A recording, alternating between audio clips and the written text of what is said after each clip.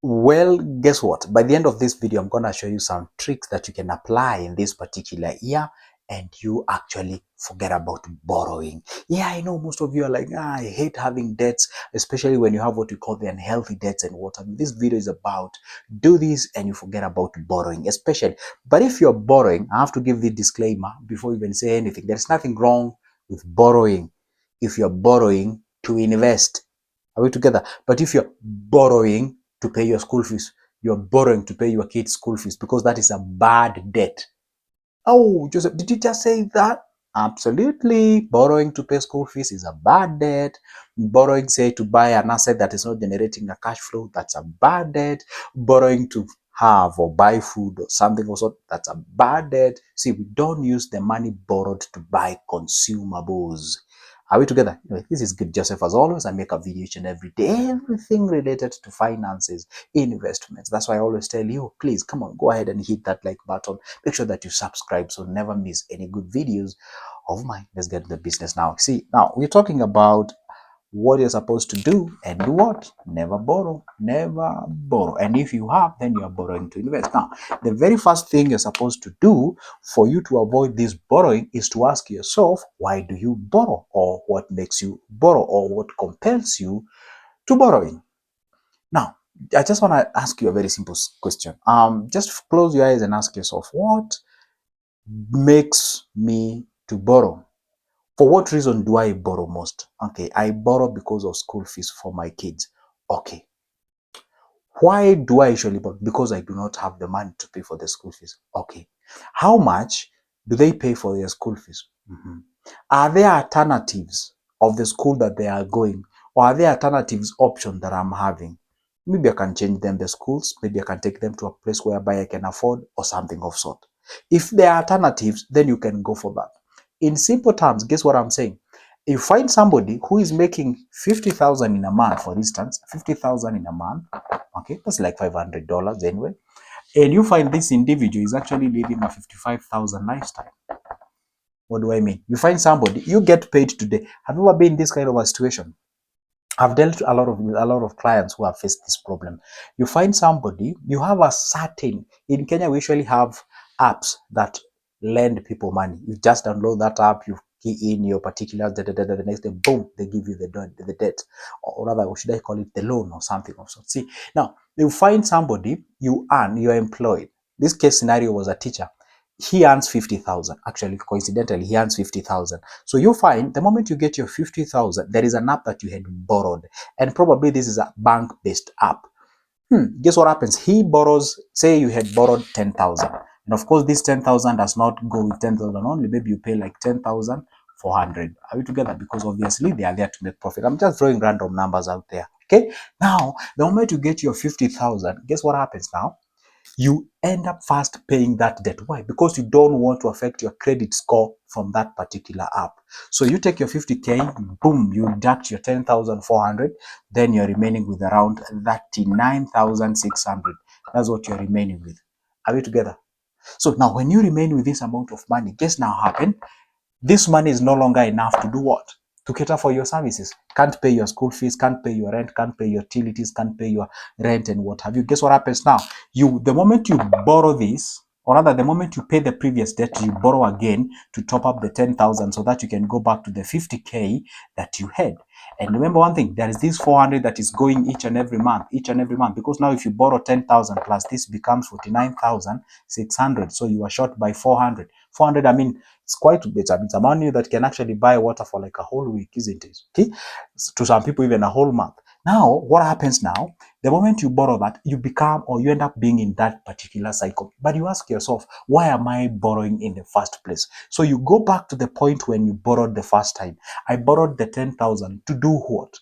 Okay, I was short for this and this and that. Then you ask yourself, you internalize the lifestyle that you live. How much do I pay for my rent? Then you ask yourself, if I pay X amount of money for my rent, you do some sort of how can I frame this?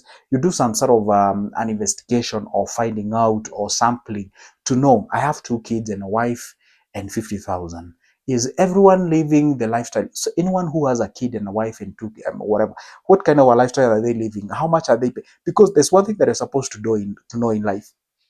Say you have a wife and two kids and you earn 50,000 and you're complaining about struggling. There is somebody who has a wife and two kids and they earn 25,000, half of that what you earn, and they are still surviving. Sometimes I tend to ask myself, this is how I used to ask myself back then. So, if there is somebody who is earning 50,000 with two kids and complaining, another one is earning is earning 25,000 with two kids and a wife, the same country and the same city, and they are surviving. Then I'm like, so what if I was to assume that I'm the guy with two kids and a wife earning 25,000, but I'm earning 50? So it means that by default I have an extra of 25,000. But now the ego, the status, and everything cannot allow you to do that because, hey, if you're a teacher, you can't live where the masons live. So you want to live somewhere where a teacher is expected to live. And in that process, you end up living in a lifestyle that you're barely surviving. Or you live according to your means or by your means, but you're saving zero. So whenever you would like to do a purchase of something, you end up borrowing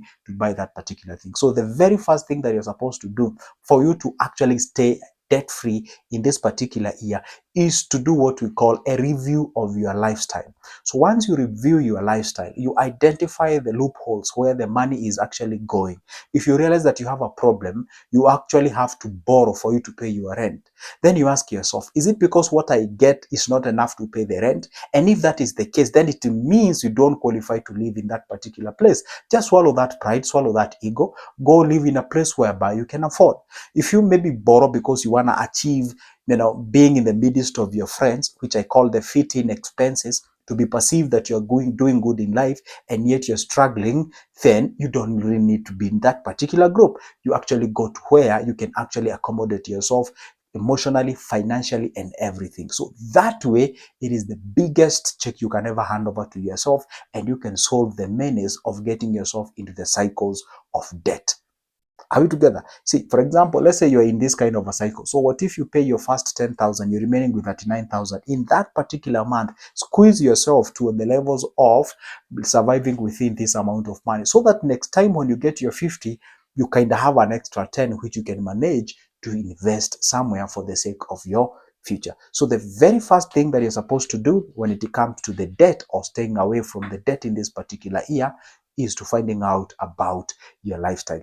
That is the ultimate thing that you can be able to do. Number two, one thing that you're supposed to understand is that people say, or it is said that show me your friends and I tell you who you are. Find out the people whom you're hanging around with.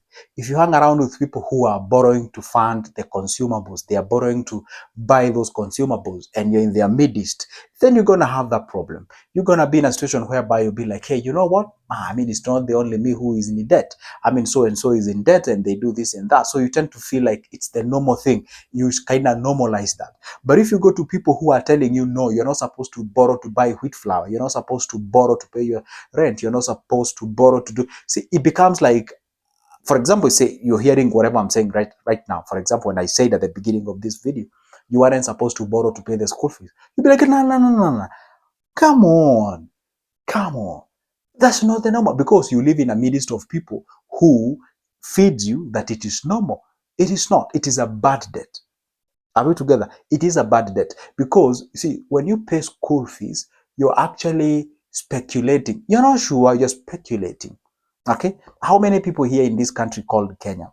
They actually went to school and they got what we call the help. In Kenya, we call it help. It's the higher education loans and what have you. All of them have defaulted. They don't have jobs. See, when you say I'm borrowing, for example, I had a client who was telling me, hey, see what, I want to borrow. It's things around 400,000 so that I can go back to university. I have a degree by myself. That's what he was saying. I have a degree by he was a she actually. I have a degree by myself right now, but I can't secure a job. She was jobless. But she had a property that she was given by her parents. Now she was looking forward to actually borrowing against the property to get the 400 to go back to school to actually study for the masters, in the name of, hey, if I get more degrees on top of what I have, probably I can actually be more competitive and can get a job. Oh my goodness. You see, we are in Africa. Maybe if it's from a different country, that could have been a different case. But there's no way you can take a land that you are sure it, if, I mean, the worst you can do, you can even tell me, hey, you know what, you'd rather even sell that land, get that loan and do the business. Yeah, I know what you're thinking right now. Hey, a business can fail, and the same case applies. The same risk that you're actually applying on this particular masters that you're studying is even way bigger compared to you starting a business. Are we together? So what happens is that you're supposed to understand the good debt and the bad debt. Again, it's not okay to borrow to buy a car because it is a bad debt. Not that buying a car is bad. No, car is good, is great, is wonderful. Go ahead and buy it. I support it. But buying it with a debt is a bad debt, because by the time you own that car, first of all, you borrowed money, which means you are given money, and you promise to pay not only that money, but on top of that money, another money called interest. And you bought an asset, not really an asset, you bought a depreciating asset. You bought a thing that is actually depreciating in value. I don't know that it even makes sense to use a depreciating thing with an asset, because an asset appreciates in value. Anyway, you bought a gadget that is depreciating in value that you're going to pay more a certain. See, it's not a good debt. You'd rather even pay it cash now, so that at least even if it depreciates, I mean, you didn't pay even extra apart from that. But if you're actually borrowing to buy a car for business, there is nothing wrong. Again, that may not be really a bad debt. For example, let's say you can borrow to buy a car to get into a Uber business. Now you're buying a car, which sure, it's a liability because it's depreciating in value, but it's actually earning you money. So the money this car is actually making, it's actually helping you to repay back the debt that you took. See, these are very, very, very microscopic things that if you aren't keen, you can't even understand what you're supposed to do. See, therefore, it means that understand very well that the people whom you hang around can influence you from taking your debt and such kind of a thing. That thing that you're supposed to do to avoid having unnecessary debt or unhealthy debt is to make sure you have very well financial skills for the purposes of debt management. You know how to use the tool called debt. Please, if you have a problem with your own money, do not take people's money. I have to repeat this. If you have a problem with your own money, if you yourself, you cannot even manage to organize, to sort of budget that what you have, which is already under your name, who told you but that if you borrow someone's money, you'll be okay, you'll be good to manage? I saw somebody who was arguing like that. You can't even, you're financially disorganized, and then you want to borrow some money, you're still gonna be the same. If you have a problem with 10,000, you're gonna have a problem with 100,000. So what you're supposed to do, get your house in order whenever it comes, or as far as the finances are concerned. So when you put your house in order, you know what money goes where. First of all, you get it right with your own money, then you can have a spillover to people's money, because again, you're gonna translate that to that particular amount of money, and you're gonna have a good ending. Those are three main things that if you follow in this particular year, you are gonna get yourself into what we call the unhealthy debts. I'm gonna recap. Make sure you find out why you borrow. 2, make sure that you don't hang around with people who are actually normalizing borrowing to fund some things which are not necessary. And 3, make sure that again you go ahead and understand the financial management, getting right with your money so that you can get people's right or people's money in the right way. So when you combine those 3 things, then rest assured you're gonna be good. And by the way, guess what? There are many more. If I dare talk about all of them right here, this video could be maybe say 2 hours or something also. I mean, there's nothing wrong uploading a 2 hours video, but yeah, I know the society that you're living in right now, and it is what it is. I would rather make a part 2 of this. So hang around. I'm gonna make a part 2 of this, explaining more and more. But now it's a goodbye. And by the way, don't forget, you can always pick that number from the description of this particular video. Let's talk business. And from now, it's a goodbye. See you in the next one.